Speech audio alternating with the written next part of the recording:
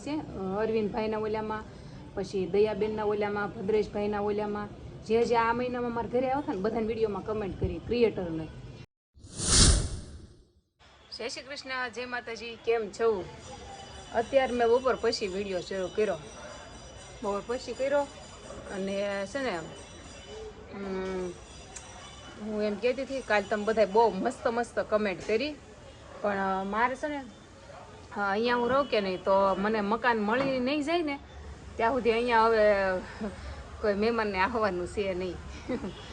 હવે પછી અમુક શું કે બીજે ફેરવશું ને ત્યાં થોડીક બોલી કરશું કે ભાઈ અમે યુટ્યુબના વિડીયોથી આપણે હોય કે નહીં, એટલે શું કે મહેમાન તો થોડાક રહે એમ.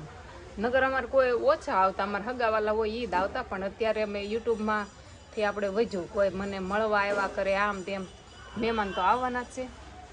તો એના લીધે છે ને થોડુંક આપણે બોલી કરી દઈશું હવે. અને હવે છે ને અમારે રૂમ રસોડું ગોતવાનું છે, અને આ બાજુ મળે ને તો સારું, વધારે સારું, કેમ કે અમારે જીનું સ્કૂલે જાય કે નહીં તો આ બાજુ ગોતશું. બેન જો પાર્સલ લઈ આવી, જો એમાં ઢોળાઈ ગયું હાથે હાથે, તો એવું છે. એટલે છે ને આ બાજુ પેલા ટ્રાય કરવી, ગોતવાની મળી જાય તો સારું છે.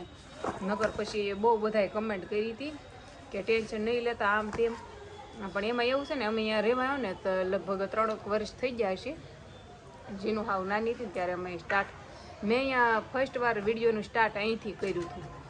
અને અહીંયા શું કે વધારે ફાવી ગયું, ખુલ્લું વાતાવરણ આવું મળે નહીં, બહુ મુશ્કેલથી મળે. ખબર, એક નાની એવી રૂમ છે પણ આમ સ્વતંત્ર જ હતું બધું. અહીંયા વ્યવસ્થિત સારું, શાંત એરિયો, બધી રીતે સારું.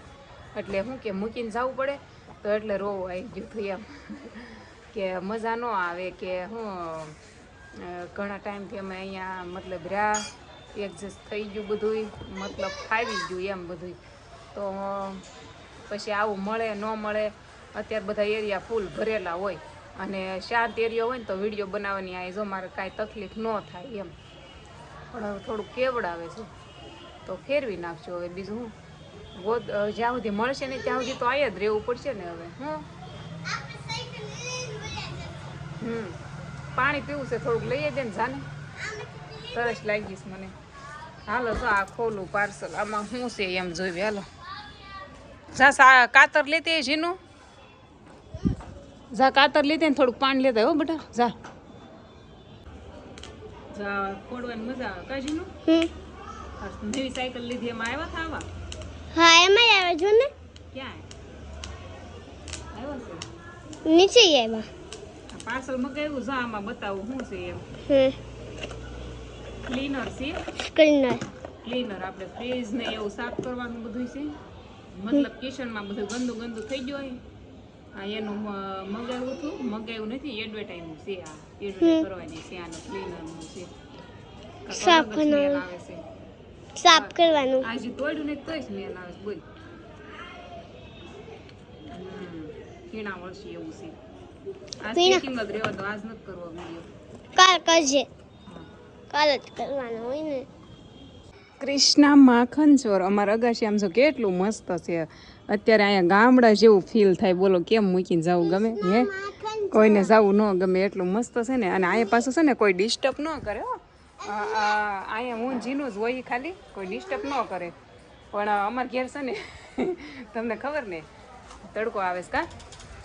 અમારે શું છે, અમારા ઘેરે એટલા મહેમાન વધી ગયા હતા ને કે એની વાત જવા દો.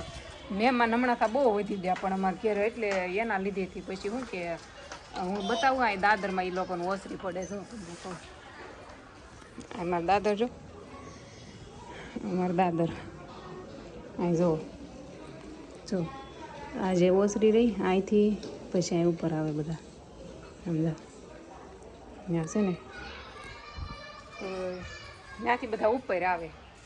ચપ્પલ પહેરીને આવે, અમુકને ન ખબર હોય, ચપ્પલ પહેરીને આવે અને કેવરાવે કે નહીં, પછી એના લીધેથી બધું થોડુંક આમ તેમ. અને અમારા મકાન માલિકને એટલો બધો તો વાંધોય નથી. મકાન માલિક છે ને એ બિચારા તો એટલું બધું એમ નથી કહેતા કે મહેમાન આવે તો એ રોકટોક એટલી બધી નથી કરતા.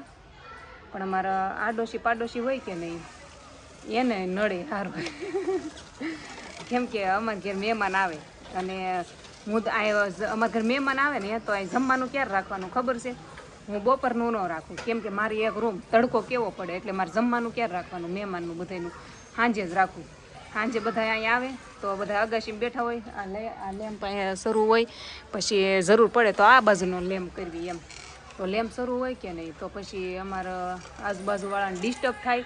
અને અહીંયા અમે મહેમાન હોય તો આપણે ભાઈ ગામડેથી આવ્યા હોય કે આઈના હોય કે ગમે એ મહેમાન હોય આપણે ખવાણ તો કરવાની જ છે. હે કાંઈ આપણે 10 વાગ્યામાં ન હોઈ જાય, મહેમાન આવેલા હોય તો થોડીક વાતો ભેગી થઈ હોય તે આપણે વાતો કરવી ને આપણા વાતોથી બીજાને ડિસ્ટર્બ થાય એમ.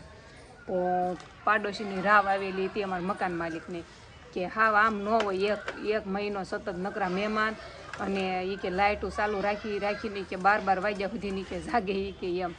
એ કે પછી અમારા મકાન માલિકે કીધું કે તમારી રીતે તમે ગોતજો બીજું. મેં કીધું સારું, આ વાંધો નહીં, આપણો જ વાગ કહેવાય. અને હું તો બધી બાજુ ફસાવ, જો મહેમાનને નાઈ ન પાડીએ કાંઈ બરાબર, અને એ અહીંયા રહે એને હું એની સૂટથી રહેવા દઉં. અને મારે પછી મકાન માલિકને ઓલું રાખીને મહેમાનને ના પાડી દઉં તો એમ થાય કે ભાઈ વિડીયામાં હું થોડુંક હાલી ગયું તો અભિમાન આવી ગયું, હવે બધાને મળવાની ના પાડી દેશે તો એમ થાય. અને જો ના પાડું તો આમ થાય. આવું છે, કાંઈ નહીં, હાલો જે થયું એ. જો મારે કપડાં લેવાના બાકી છે અને પછી છે ને બધું કામ કરવાનું બાકી છે, બધું કમ્પ્લીટ કરી નાખવી. કાશીનું આ લાડવા કોણે મોકલ્યા મને ખાસ કમેન્ટ કરજો. આ જેણે લાડવા મોકલ્યા ને એ મને કમેન્ટ કરજો. મને નથી ખબર કોણે મોકલ્યા, મેં એ ભાઈને સાસુ નથી ઓળખતી, પણ એનું નામ રોહિતભાઈ છે અને બેનનું નામ રિંકલબેન છે કે શું નામ છે, ખાસ કમેન્ટ કરજો મને જેણે આ લાડવા મોકલ્યા. મસ્ત 1 નંબર લાડવા મોકલ્યા છે. થેન્ક યુ પહેલાં તો એને જેણે લાડવા મોકલ્યા. કઈ ખુશીમાં લાડવા મોકલ્યા હે? ખુશી તો હવે છે લાડવા ખાવાની.